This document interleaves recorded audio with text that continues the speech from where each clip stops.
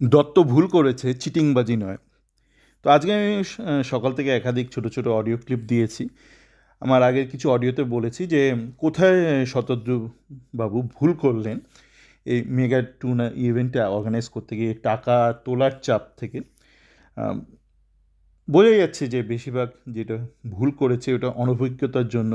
কী করে এত টাকা তুলবে, যে টাকাটা উনি ইনভেস্ট করছেন সেটা দরুন হয়েছে। আমি এটা রিপিট করব না, কিন্তু আমি দেখছি অনেকেই মানে দত্তের ওপর ক্ষেপে যাচ্ছেন, অনেকে গালমন্দ করছেন, কিন্তু আপনাদের একটু মনে করেই দিই যে আপনাদের ভারতবর্ষে, এখন আমি ভারত থেকে অনেক দূরে রয়েছি, আপনাদের ভারতবর্ষে অনেক ব্যক্তি আছে, অনেক তারা ব্যবসাদার আছে, তারা রাজস্থান গুজরাট থেকে এসছে, তারা কিন্তু আপনাদের সঙ্গে অনেক তঞ্চকতা করেছে, চিটিংবাজি, সহজ বাংলায় 420গিরি করেছে, করে তারা সর্বশান্ত করে দিয়ে দেশবাসীকে বিদেশে পালিয়ে গেছে।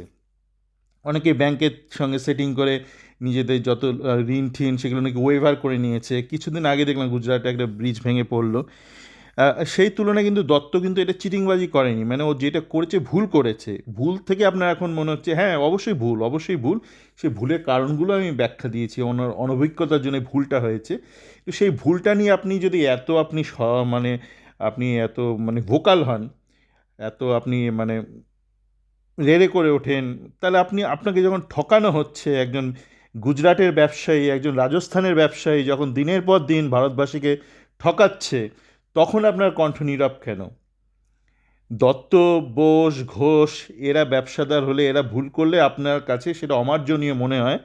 কিন্তু যখন ওই ঝুনঝুনওয়ালা, এই সিং ঠিং এরা যখন জেনে শুনে পরিকল্পনা মাফিক আপনাকে ঠকায়, দেশবাসীকে ঠকায়, দেশটাই কিনে নেয়, তখন আপনার চুপ থাকেন কেন? তখন আপনার নীরব থাকেন কেন? একটু ভাববেন, ভাববেন। দত্ত ভুল করেছে, ভুল করতেই পারে। ভুল থেকেই মানুষ শেখে। তার ভুল থেকে তাকে আবার শেখার সুযোগ করে দেওয়া হোক। ঠিক আছে? আপনাকে তো দিনের পর দিন চিটিংবাজি করছে, ব্রিজ ভেঙে পড়ছে, এই রাস্তা ভেঙে পড়ছে, ধস নামছে। দেখছেন না আপনারা? গুজরাটে হচ্ছে, ইউপিতে হচ্ছে, দিল্লিতে হচ্ছে।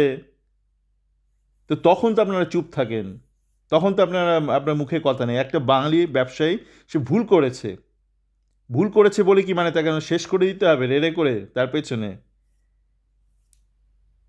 ভুল করেছে, তাকে ভুল শুধরানোর উপায় করে দিন, তাকে বলে দিন আপনি কীভাবে আপনার যদি টিকিট রিফান্ড দিতে। আমি দেখলাম ইতিমধ্যে পশ্চিমবঙ্গ সরকার থেকে বোধহয় নির্দেশিকা গেছে ওনার কোম্পানির কাছে যে টিকিট ফেরত দিতে হবে, সে ব্যবস্থা করুক। পরিকল্পনা ভুলভাল করেছে, এত টাকা তোলার চাপ ছিল তার মাথার ওপর।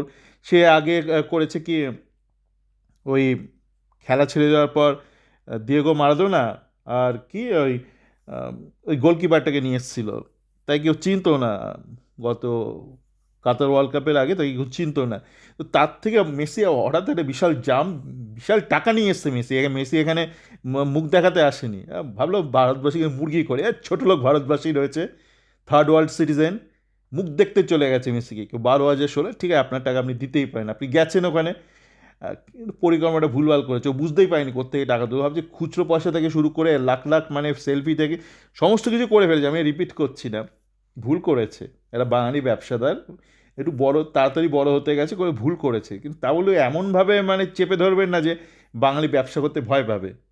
হ্যাঁ, আর যদি চেপে ধরতেই হয় তাহলে যখন গুজরাটি রাজস্থানীরা আপনাদের ঠকাচ্ছে, তখন একটুখানি কণ্ঠটা তুলে দেবেন। নাকি আপনারা চাটেন চাটেন, মানে অবাঙালি ব্যবসাদারের পা চাটেন, মুজো চাটেন।